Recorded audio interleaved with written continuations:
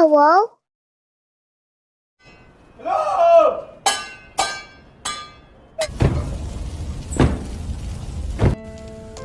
Film Traps menceritakan seorang pria yang terjebak di dalam gedung apartemen pada ketinggian selama berminggu-minggu. Akankah pria tersebut selamat? Tonton ketegangannya sampai habis. Hai, kembali lagi di ZF Film. Selamat mendengarkan dongengan yang sangat tidak bermanfaat ini.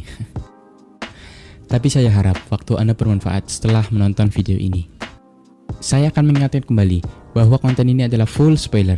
Jadi, jika ada yang belum menonton filmnya, saya sangat menyarankan untuk menonton filmnya terlebih dahulu. Akan tetapi, jika kalian malas untuk menonton filmnya, ya nggak apa-apa sih, silakan tonton video ini.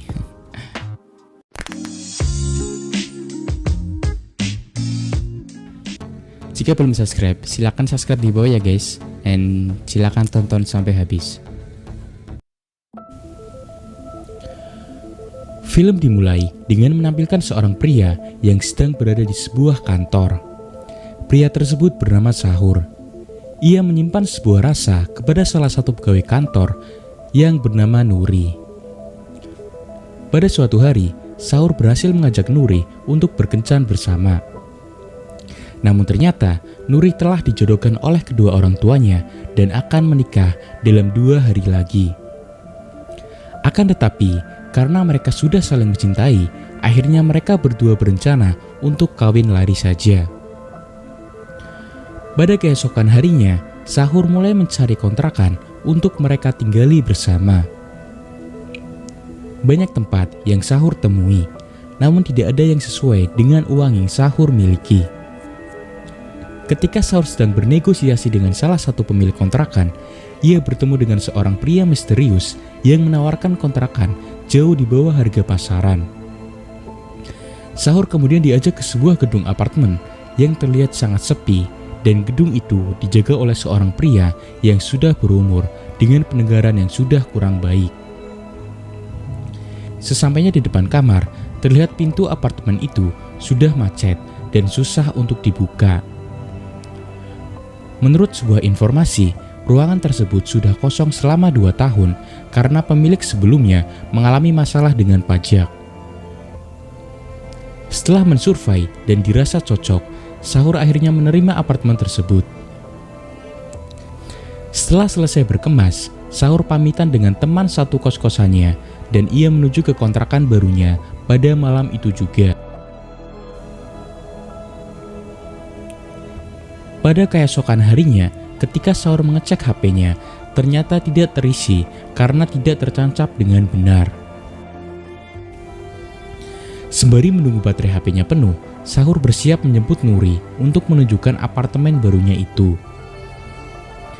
Ketika sudah sampai di depan lift, Sahur lupa membawa HP-nya yang sedang dicas.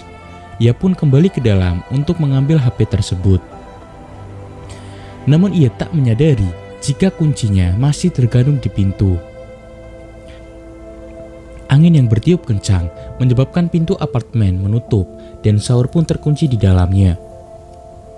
Sahur pun sangat panik dan mencoba membuka pintu secara paksa.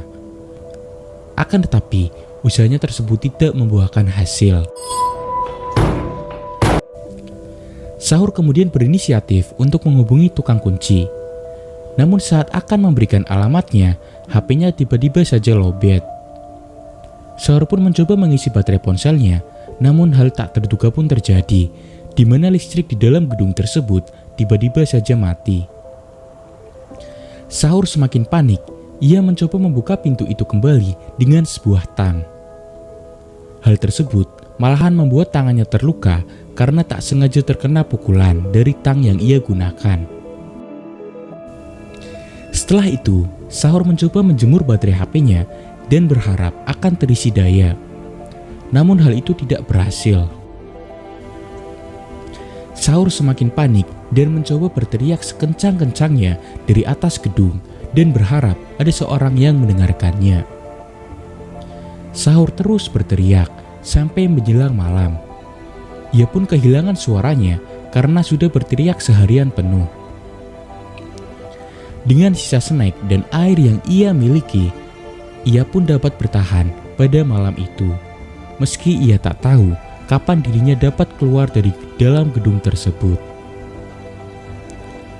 Sebelum beranjak tidur, Sahur sempat menyalakan senter dengan harapan ada seseorang yang melihatnya. Keesokan harinya, Sahur terbangun. Ia mendapati air minumnya tumpah. Sahur mencoba tetap tenang sembari mengecek listrik dan air di dalam gedung itu. Namun semuanya belum juga berfungsi. Sahur pun kembali mencoba membuka kunci pintu apartemen dengan segala cara. Tak menyerah sampai di situ, ia mencoba menjatuhkan TV dari atas gedung agar mendapatkan perhatian orang di bawahnya. Akan tetapi, usahanya tersebut tidak membuahkan hasil.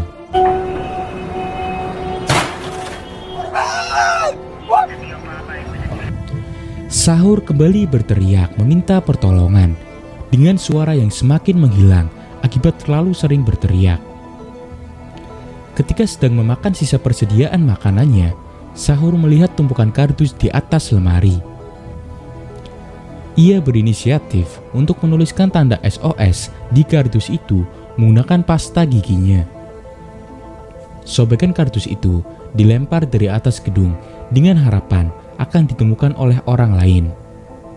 Lemparan pertama, kardus itu mendarat di atas rumah warga. Sahur pun mencoba kembali, namun sayangnya kardus kedua mendarat di atas gedung lain. Sahur tak menyerah begitu saja. Ia kembali menuliskan kalimat SOS, namun kali ini ia harus menggunakan luka yang ia alami karena pasta giginya sudah habis.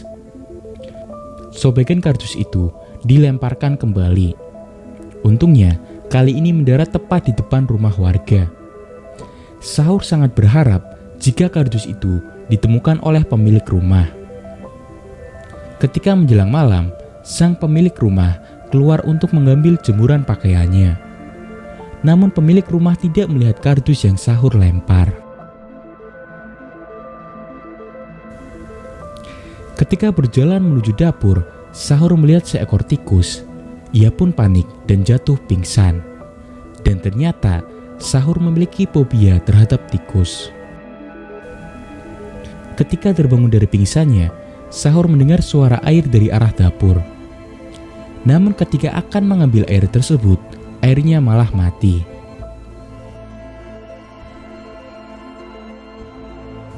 Kemudian dengan sisa beberapa kardus yang ia miliki, Sahur kembali menulis kalimat minta tolong.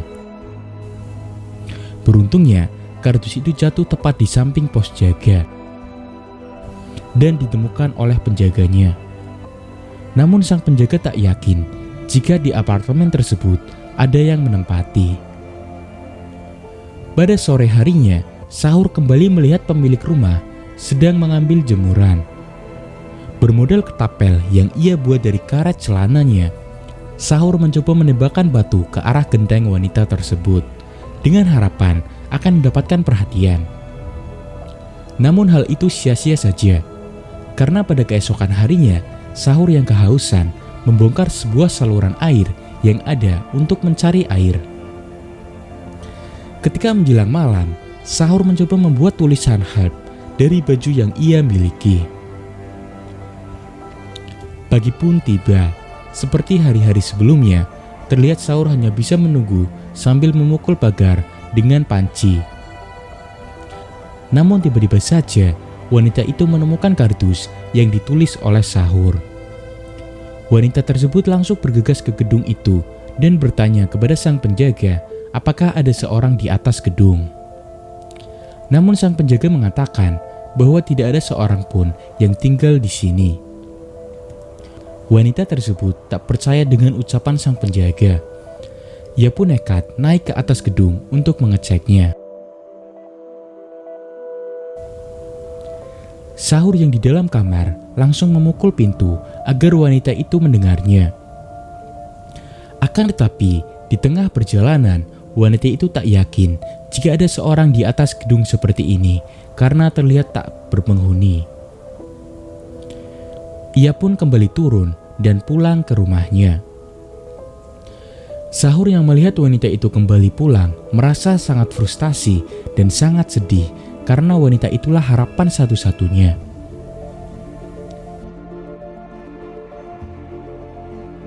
Sahur kemudian memiliki sebuah ide untuk membakar pakaian dan kasur dengan harapan apinya akan terlihat oleh penduduk sekitar. Akan tetapi, sampai semuanya padam, tak ada warga yang datang menolongnya. Keesokan paginya, Sahur yang sangat kehausan terpaksa harus meminum air kencingnya sendiri. Karena tak pernah melakukan hal itu, Sahur muntah-muntah dan ia pun pingsan.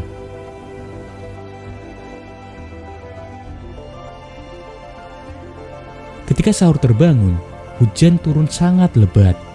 Ia pun bergegas meminum air hujan untuk meredakan rasa dahaganya. Keesokan harinya, Sahur berhasil menangkap seekor burung dengan ketapel yang ia miliki. Hari-hari berlalu, Sahur membuat alat untuk memotong pagar gedung agar bisa turun ke lantai yang lebih rendah.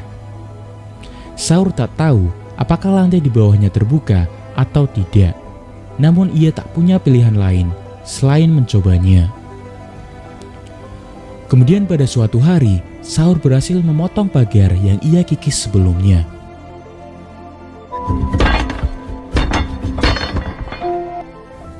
Sahur mencoba turun lantai demi lantai tanpa menggunakan pengaman. Perlahan Sahur menuruni gedung itu mengandalkan besi pagar. Setelah melewati beberapa lantai, jalan pun terputus karena besi tempatnya berpijak terpisah beberapa meter dari lantai di bawahnya. Tak menyerah sampai di situ, Sahur melepaskan ikat pinggangnya untuk dijadikan tali agar dirinya bisa mencapai pijakan yang jauh di bawahnya dengan cara bergelantungan. Dengan perlahan, Sahur berhasil menemukan pijakan. Ketika berhasil menepi, ternyata pintu kaca ruangan tersebut terkunci. Namun untungnya, pintu tersebut dapat terbuka dengan cara menendangnya. Dan ketika sampai di depan ruangan itu, untungnya pintunya tidak terkunci. Dan akhirnya, Sahur pun berhasil keluar dari ruangan itu dan turun menggunakan tangga darurat. Sesampainya di bawah, Sahur sempat melihat penjaga gedung itu yang terlihat sangat santai, seperti tidak terjadi apa-apa.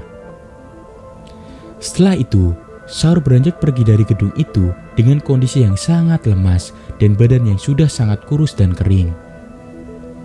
Singkat cerita, Sahur sudah berada di rumah sakit dan ia dijenguk oleh Nuri. Pada saat itu, ia melihat Nuri yang sudah mengenakan cincin pernikahan yang membuat Sahur semakin sedih dan merasa semuanya sangat sia-sia. Beberapa bulan kemudian, Sahur kini telah bekerja di sebuah perusahaan baru. Ia menyempatkan diri untuk menengok gedung tempat dirinya terkurung dulu. Sahur hendak mengenang masa-masa sulitnya dulu. Sahur merasa bahwa dirinya telah diberikan kesempatan kedua untuk menata hidupnya menjadi lebih baik dan menjadi orang yang lebih baik ke depannya. Setelah itu, film pun selesai. Oke, pesan yang dapat kami ambil dari film ini adalah jangan mudah menyerah dengan kesulitan hidup yang dialami. Karena jika kita mau untuk berusaha, maka akan ada jalan keluar. Kegagalan dalam hidup pasti ada, namun keberhasilan dalam hidup pasti juga ada. Jangan menyerah dan tetap semangat. See you in the next video. Salam hangat, ZF Film.